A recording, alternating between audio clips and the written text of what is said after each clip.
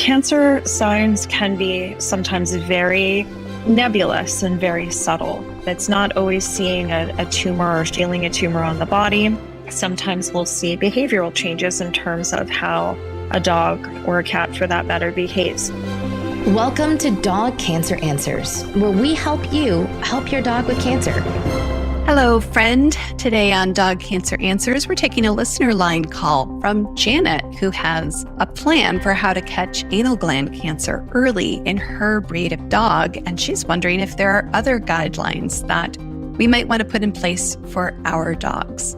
To answer that question and more, we are bringing back Dr. Brooke Britton, oncologist, for another episode of Dog Cancer Answers. Dr. Britton, thank you so much for joining us today. Thank you for having me. So we're going to hear from Janet, and she has a question about early indicators. Let's take a listen. Hello, my name is Janet. I am owner and breeder at Ruby Rose Kennels in Central Washington State and work with German long-hair pointers out of Holland.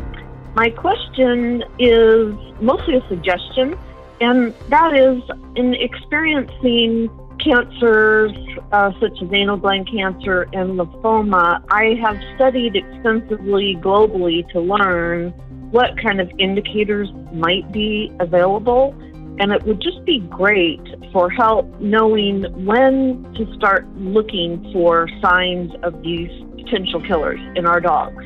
I know, for instance, the glandular cancers tend to occur at 6 years plus, and that there are things that can be done just as simple as having a vet check on anal glands, for instance, every 6 months after the age of 6. So if there are other things that could be put on a list for owners to know on a timeline basis when we could be looking for some warning signs, I think that would be very helpful in our care and also in making our local vets partners in looking out for these serious diseases. I've followed your podcast for many, many years. You've been helpful to me in many ways. And if I ever can give back, of course, I will do. Well, thank you, Janet. That's so nice to hear. And I really appreciate you calling in with your question, which I think is a great one. Dr. Britton, what are the things that we who love dogs should be doing on a regular basis throughout their lifespan to check for cancer? Janet thinks that anal glands should be checked every 6 months after the age of 6. Is that a good idea? And are there any other tips that you want to put on our to-do list? So many things. So many things. So many things. So I think that Janet's question is a really great question. And she does make a point at the end of talking about how it's a team effort, because it really, really is, between people monitoring their dogs at home, between their primary veterinarians and sometimes their specialist veterinarians if they need specialty care. So it really is a team effort monitoring these things. Honestly, I think one of the best things that people can do is to bring their dogs regularly for wellness checks, to which she also alluded. In general, when a dog is in their younger years, once a year is generally adequate, as long as they're healthy and happy and eating well and no major behavioral changes, no major weight loss or anything concerning of that nature. As they get older, and older means something different depending upon the breed. I know a lot of large to giant breed dogs tend to age a little bit more rapidly internally than some smaller dogs, for example, or purebred versus mixed breed dogs in some cases. So older really depends on the breed we're dealing with. Often we're getting a little bit older when we're in the 6 to 8 plus range for large to giant breed dogs. We're getting a little older in the 8 to 10 year plus range for kind of medium dogs, and maybe 10 plus for smaller dogs. And again, those are just general guidelines. But as we get older, sometimes those wellness exams are increasing in frequency, maybe every 6 months, as she alluded to. And things that we do during a general wellness exam, including in my cancer patients who are in remission, but I'm monitoring them for their general health and perhaps recurrence, are looking at structures that we don't commonly pay attention to in our everyday today with them, such as the anal sacs or anal glands. they can hide tumors like anal sac adenocarcinoma. And they're often tumors that you would more feel internally versus see externally, with exception. But usually if you start to see a tumor in the anal sacs externally, we're in more trouble because it may have been growing for a longer period of time, or it may be more difficult to remove once we can actually see it from the outside.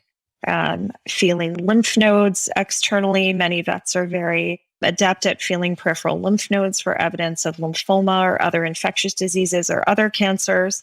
So that type of screening happens at a wellness visit. Feeling for lumps or bumps all over the body is also something that we do routinely.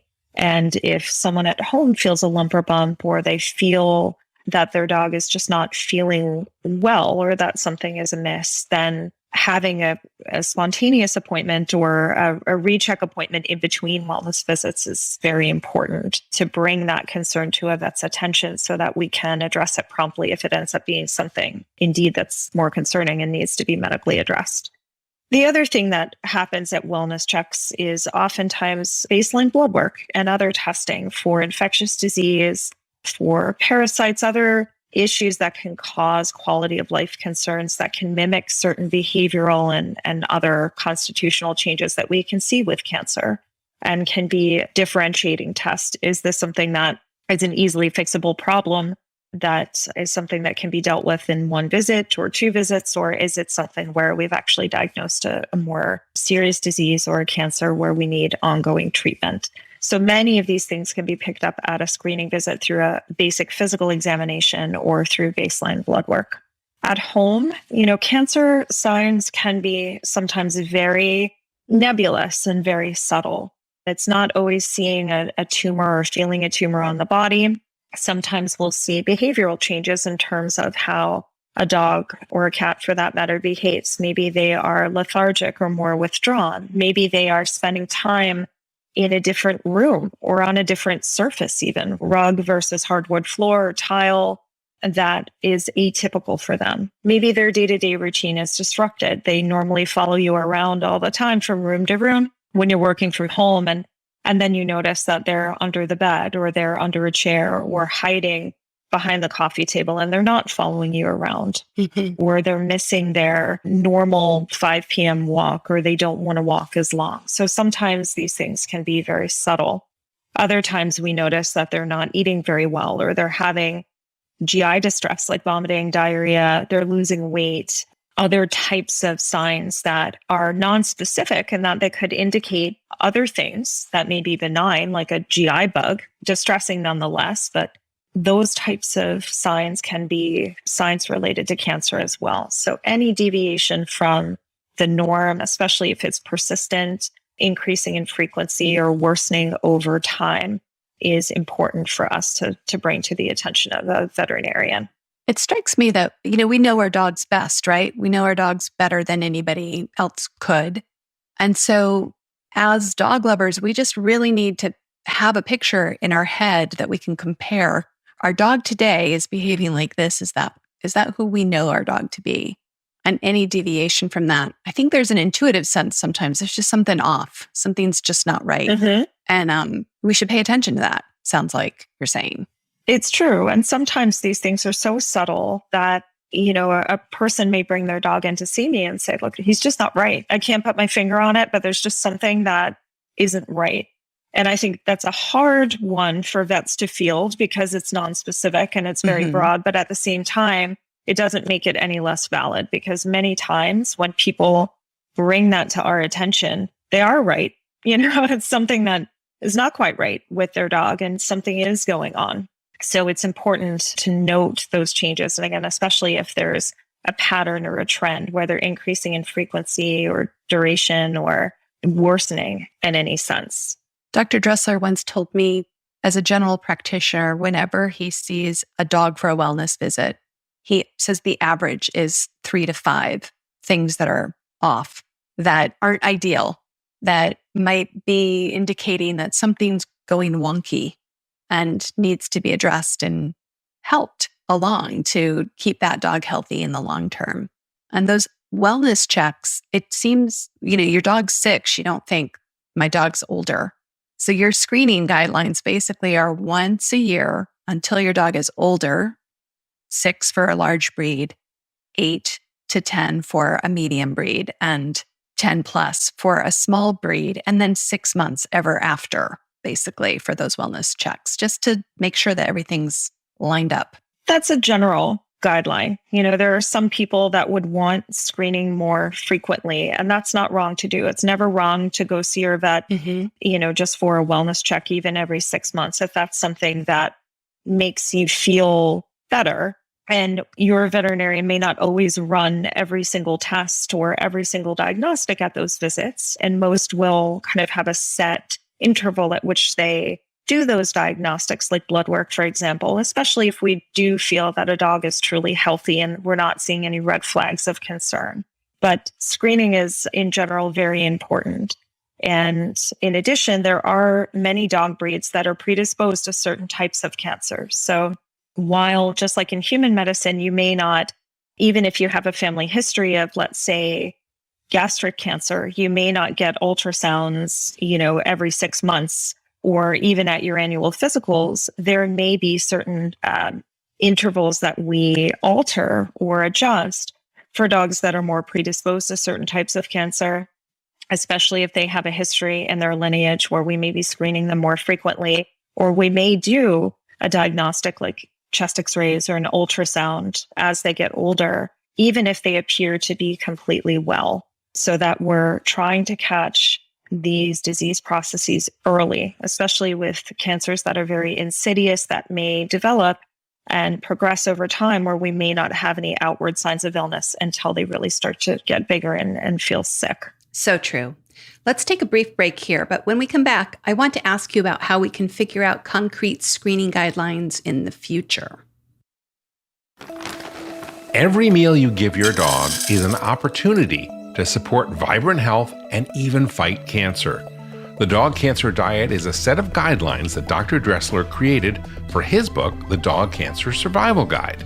And every ingredient is either supporting the body with dense nutrition or helping your dog's cells to fight cancer. And in some cases, both. You can help your dog at every meal. Even if you can't do a home-cooked diet, using just elements from the diet is a great way to help your dog every day. Is diet the only way to treat dog cancer? Of course not. Dr. Damian Dressler and Dr. Susan Ettinger, also known as Dr. Sue Cancer Vet, talk a lot about treatments in their best-selling book.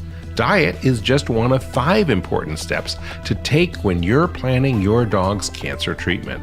Check out the diet tips and the rest of the steps in what readers call the Bible of Dog Cancer, the Dog Cancer Survival Guide. You can find it wherever you find fine books or at dogcancerbook.com. We're back with oncologist Brooke Britton. I recently spoke to Dr. Jules Benson with Nationwide Pet Insurance, and he was talking about the 2 papers that they've released so far this year, white papers based on their claims data for, I think it's 1.5 million dogs. So they had this huge sample size. And one of their goals as they continue to release these white papers is basically they're just saying, here's an interesting pattern. And he wants to be able to, for every breed, have a list of diagnostics or things to look out for, because they have it in their claims data. They know what is happening with dogs in their sample, obviously. But we might be able to have these tools where we can say, oh, you have a doxy, so you want to start checking for X at age 5. And by the time they're 8, they should do this one diagnostic for this one thing. That seems like a really useful tool to me, that we start to get some more specific guidelines based on breed, size, age, whatever is coming up. Does that feel juicy to you? Yes. Yeah, with a caveat. I think having that much data, because a lot of our veterinary studies are kind of small sample sizes at best, I would say. It's rare for us to have studies, especially prospective designed studies that have hundreds of patients. It often doesn't really exist in our world because it's difficult to get that number of patients like it is in the human realm, where they have many more patients for their clinical trials. So even though this is what we would call retrospective data, we're sort of analyzing it in retrospect and seeing what blood work abnormalities these dogs had, what's clinical symptomology they had before they were diagnosed with certain cancers or other diseases, it can still be useful to make kind of broad generalizations about certain breeds or certain ages of dogs and kind of stratify that data and see, are there patterns that have evolved in these larger populations that should direct some of our diagnostic guidelines. These are always guidelines, though. So the only caveat I would say is that that data is very valuable, but then we also have individuals. And so we can make some generalizations and use that to guide our decisions, but we always have to look at the individual patient and say, well, what do I think is most appropriate for this individual? And if it's doing a screening diagnostic or not, as the case may be, sooner or later than those guidelines might suggest, if they materialize, then if we're doing that, that's because we think it's in the best interest of the patient. So we always have to look at the individual and adjust the guidelines to what we think that that patient needs at that time.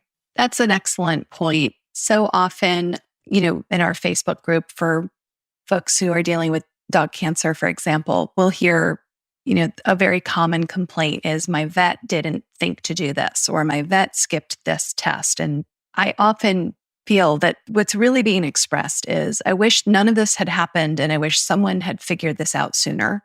And because the veterinarian is the person who's supposed to know, they're supposed to know. But the reality is that you only have what you have to deal with, and you can only make your best judgment based on what's going on with this individual dog at any given time.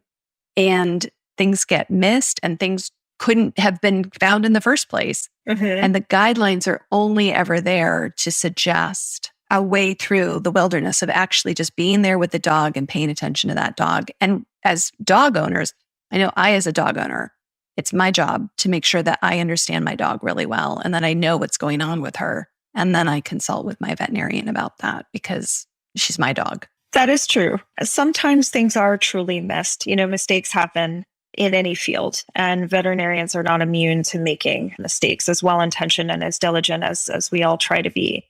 In reality, with many cancers, there can be situations where cancer is more insidious. So it grows internally, and maybe, especially in a larger breed dog, it's not something that can be felt or detected when it's very small. It may be a silent tumor and cause no clinical signs for a longer period of time. And if a dog is otherwise healthy, we're not necessarily doing advanced imaging or other testing at a routine wellness exam that may pick up that tumor. And those tests can be very expensive and sometimes require sedation or anesthesia. And so just like in the human realm, we deal with probabilities. What's the probability of a dog having this problem and needing this type of test, so that we're not doing CT scans every 6 months on a dog, right? And then anesthetizing them and, putting them through that procedure and their people through the cost of that procedure. So there is that. And some cancers also come up very, very quickly, like lymphoma, for example. Lymphoma can arise within days to maybe a week or two, or a month or two at best. So many of the aggressive, especially the immune system cancers, they can propagate very quickly. And so a veterinarian may have seen a dog for a wellness exam who had totally normal lymph nodes and was quote unquote healthy, even a week prior, 2 weeks prior, a month prior. And then we have, the lymph nodes getting big, someone else detecting them, perhaps, or the vet detecting them on a follow-up visit. And then people being like, well, why wasn't this detected? I only saw my vet last week or last month. Mast cell tumors can pop up very quickly as well. Sometimes I'll see a dog and then 2 weeks later they have a tumor pop up and it's like, well, why didn't you see this? And it wasn't truly there. And so those types of situations can happen. And it can be frustrating for people because they may not realize that the rapidity with which some of these problems can develop. So oftentimes it's just a conversation and communication about those disease processes, a little bit of education. And most of the times people then come to understand, okay, this really could happen on that time frame, even though it doesn't seem feasible. But sometimes that really is what's happening too. It's not that a vet missed something. It's that it truly wasn't there or wasn't detectable at the time that they were last examined. Yeah, that is so important. It is shocking how quickly mast cell tumors and lymphoma can just pop up out of nowhere. Absolutely. And it blindsides people. And of course it does. It's shocking how quickly they develop. It is. And there's no way to know that they're coming. That is true. Yeah. Oftentimes that is true. This is a whole other conversation, but there are newer tests on the horizon. One in particular, that's a liquid biopsy test that just came out to try to detect cancers very early via a bloodborne test. Looking at biomarkers and other types of early detection indicators is something that we are trying to push forward in veterinary medicine. But these tests are still not incredibly specific. So they may indicate that cancer is likely present, and it may hone it down to an 85% likelihood of X, Y, and Z cancer. But oftentimes we're not able to know with certainty based off of one biomarker test or one early detection test what cancer we're dealing with rare exception. And one of those is the BRAF assay for bladder cancers. That one you can tell. You can, with near certainty, but diligent screening and really, again, the more eyes and hands that we have, partnership between the pet owner and between their veterinarian is usually very instrumental in detecting cancer early. And the earlier we detect it, just like on the human side, the more options we often will have. Well, thank you so much, Dr. Brooke Britton, for that comprehensive and helpful answer. Thank you. And thank you, Janet, for that question that just opened us wide up to all sorts of interesting insights from Dr. Britton. To just wrap that conversation up, let's turn to Kate Baste, our producer. Thanks for joining me, Kate, to have a little debrief. Hi, thanks for having me back. Absolutely. So what do you think about the exam guidelines? Your mother is a veterinarian and you are a licensed veterinary tech and you've worked in the veterinary field for a long time. What do you think about those general wellness exam guidelines that Dr. Britton gave? It's absolutely a good idea. It's amazing with some of the subtle things that come on, how much we, even as dedicated dog lovers who adore and worship our dogs, can miss when things just creep up slowly. Mm-hmm. And especially when you have that relationship with your regular veterinarian where you're coming in with your senior dog every 6 months, they get to know your dog really well. And they might, as soon as you walk in that exam room, go, oh, how long has he been limping on that leg? Or has she always had that head tilt? And you might not have noticed that yourself because it just happened so gradually that it was still a part of the picture of normal that you had for your dog in your head. And sometimes I don't notice that something's going on. Like right now, I have Kanga here in her little bag. And the reason I do is because it took me about 6 hours today to notice that she's just not feeling well. There were a bunch of things, but I didn't see it right away. We're not always as attentive as we would like to be. Mm-hmm. And it's just the nature of being with another being every day. And right. Get used to. Miss the cell things. It's like when you see a friend that you haven't seen in a while and they've been working on either an active fitness program or trying to eat healthier. And if you're with them every day, you might not notice the progression. But if you haven't seen them in a couple months and then meet up for lunch or something, it's like, wow, everything you've been doing has really been working and you look so different and can really see the results. This is how you know that you and I are different ages, because I thought you were going, you haven't seen a friend for a while and you see them and you think, oh my God, you look so old. And then you look at yourself and you go, oh my God, you look so old. Well, that too, but we try not to think about that. All of my friends right now are like, Molly. Yeah, that was a really interesting question that Janet brought to us today. And I'm really glad that she did. And I felt like we got a really good discussion with Dr. Britton out of it. Yeah. And I really feel for both the owners and the vets around screening, because it's one of those things where we all want to do the screening as much as needed, as much as possible to try to catch stuff early, but having to balance it with the practicality and the cost. Yeah. My breed, Belgian Tervuren, we're starting to see more cases of gastric carcinoma, stomach cancer. And it's one of those cancers where by the time you have clinical signs, it's usually too late to really do anything except try to keep them comfortable for a little while. And the only way to get a definitive diagnosis is to do endoscopy. So to put the dog under anesthesia and put a special camera on a scope down their esophagus and into the stomach to check it out. And then you can, if there is a mass that's found, can take a biopsy and everything. And obviously that is not cheap. Even if your general practice vet has an endoscope, it's still not a cheap procedure. And you've got anesthesia and the risks that come with that. If you're doing it as a screening tool with a healthy dog, that's a lot lower risk for anesthesia, but still, every anesthetic event is a risk.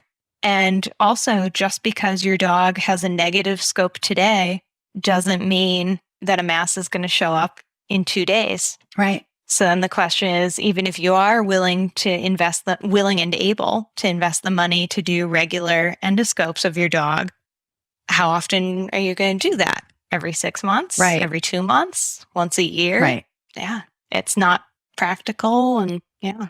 And if you have another dog that is not at high risk for a specific cancer, then, like she said, we could do CAT scans, but those are expensive and they're exposing the dog to radiation. There's if you don't need to do it, you don't necessarily want to do diagnostic imaging like that on a routine basis. It's very hard. And it's also hard because dogs don't speak English. Yes. So we can't ask them if everything's okay. We have to really go on what we know about our dogs and on what the tests tell us and what the wellness exams. And I guess that's really why the best recommendation is to go to the vet for the wellness exam, so that what we pay attention to and what we measure tends to improve. And so if we want the health of our dogs to improve, we should probably take them to the vet on a pretty regular basis just to make sure everything's going well. Yeah. Keeping up with that annual exam for young dogs and every 6 months, or potentially even more often if you've got a really senior dog who's having a lot of troubles or just not seeming right. Mm-hmm. And it's always so heartbreaking to me when you hear someone ask the question, how did my vet miss this? Because like Dr. Britton was saying, there's so many different ways that something can be, quote, missed, where it might not actually be missed. And especially because the other thing that you hear and see all the time, both in veterinary hospitals, if you're just hanging out in the waiting room, or online on forums, is complaints about cost of veterinary care and everything. And so vets don't want to twist your arm into doing a test that isn't really needed, because that's money that could be saved for if your dog actually has a problem in the future. Mm-hmm. So it's this awful balance between not wanting to do a test that isn't needed, but also not wanting to miss something. And there's really no way to know until you take the plunge. And then if you get back a negative test and everything's clear, some people look at that as, oh, I just wasted that money. And it's like, but you actually didn't, because at least you know that your dog is good right now. Right. It's not a guarantee for next year, but at least you know that that money was spent to give you peace of mind now anyway. Yeah. As somebody who has dealt with anxiety and, on a regular basis, I like to know. Mm-hmm. That's my bias. Other people who deal with anxiety don't like to know. So there's no right way to handle these things, right? And that's why in the end, we always come back to this, is that every dog is different, every cancer is different, but also every human is different. And every human has their own limits and their own skill sets. And so we should all be cutting ourselves a break.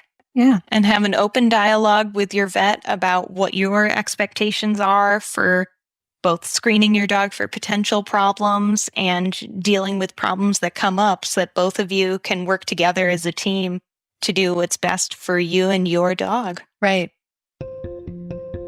Well, Janet, thank you so much for your very helpful call. I know that as a regular listener, we appreciate that, but we appreciate you taking the time out of your day to call and leave this very powerful question. If you, listener, also have a powerful question in mind, even if it's one that you think you already have the answer to, but that you think would be useful for other people to know what you know, please call us at 808-868-3200 and leave a question that prompts a discussion like the one we had today, because these shows are listened to by people well into the future, and you never know who's going to hear it at exactly the right time to help their dog. So if you've been helped, be like Janet and pay it forward. We really appreciate it. I'm Molly Jacobson, and for all of us here at Dog Podcast Network, I'm wishing you and your dog a very warm aloha. Thank you for listening to Dog Cancer Answers. If you'd like to connect, please visit our website at dogcanceranswers.com or call our listener line at 808-868-3200. And here's a friendly reminder that you probably already know. This podcast is provided for informational and educational purposes only. It's not meant to take the place of the advice you receive from your dog's veterinarian. Only veterinarians who examine your dog can give you veterinary advice or diagnose your dog's medical condition. Your reliance on the information you hear on this podcast is solely at your own risk. If your dog has a specific health problem, contact your veterinarian. Also, please keep in mind that veterinary information can change rapidly. Therefore, some information may be out of date. Dog Cancer Answers is a presentation of Maui Media in association with Dog Podcast Network.